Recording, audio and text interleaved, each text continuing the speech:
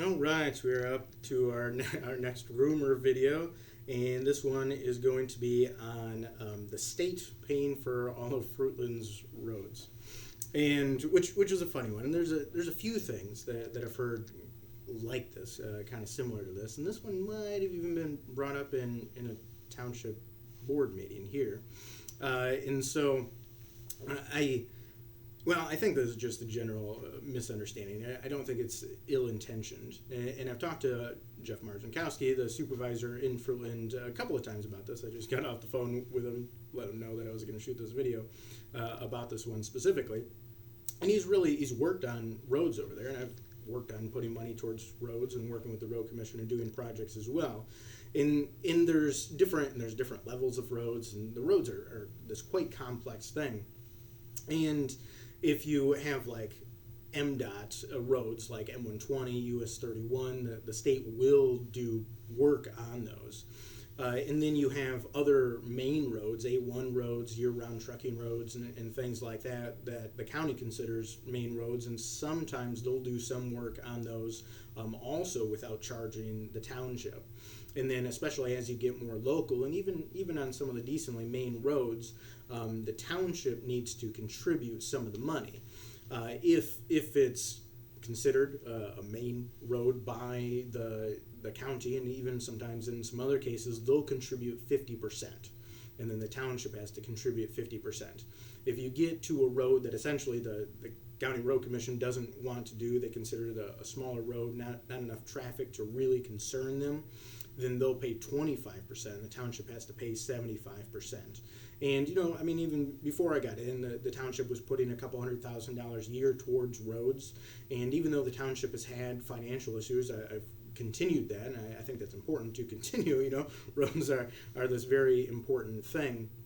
And I know that Marzinkowski has inquired with the state reps and the state senate a little more than me about trying to get appropriations from the state for roads. I didn't think that was going to happen. I didn't think it was going to be successful. So I lightly inquired into it, but not as heavily. And it hasn't. It hasn't worked over there either.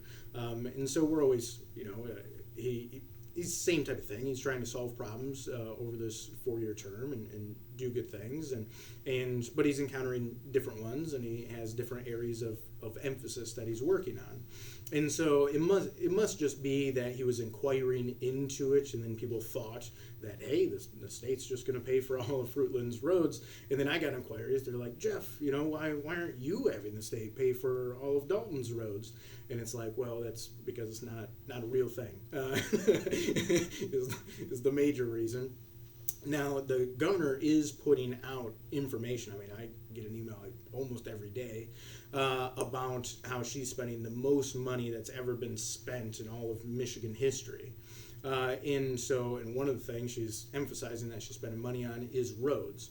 Now, I've inquired into that, and she is mostly spending it on major highway things and bridges. Bridges are a big push.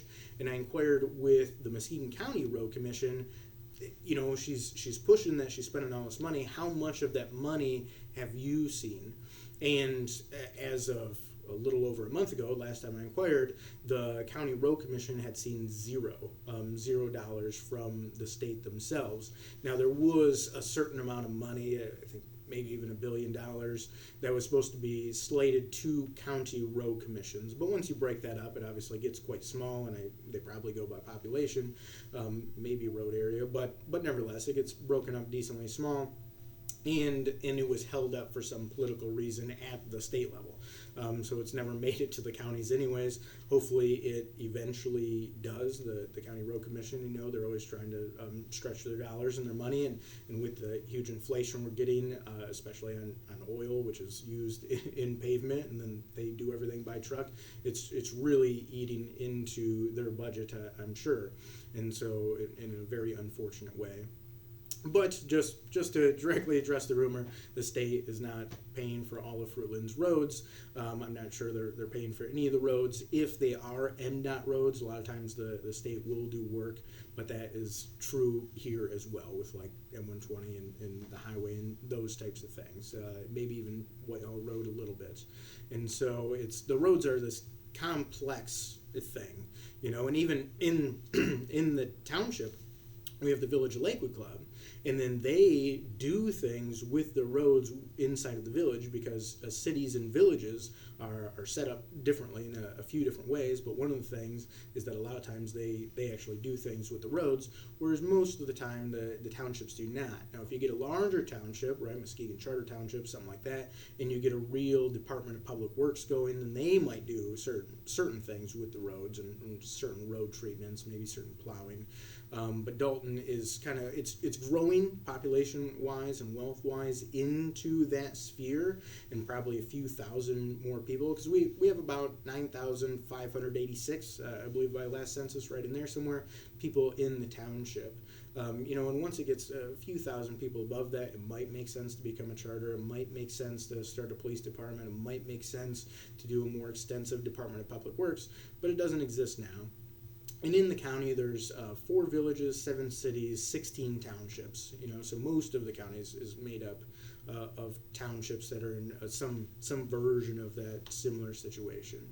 And so roads are definitely a big issue, and we don't want to ignore those. And if we could get the state to pay for them, then that would be fine, and I would pursue that. But still, just a rumor. So feel free to let me know anything else you're hearing. Obviously, the list of stuff I'm working down in a bunch of different things, and they're always being generated. And some of them are just legitimate inquiries or misunderstandings, I think, like this one, and then some of them are more ill-intentioned. But either way, I'm open to them. And just straight criticisms of me. In the next handful of months, I might do a review of myself in the office, which I think is mixed. My direct line at the office is area code 231-332-6700, and you can email supervisor@daltontownship.org. Until next time, this is Jeff signing off.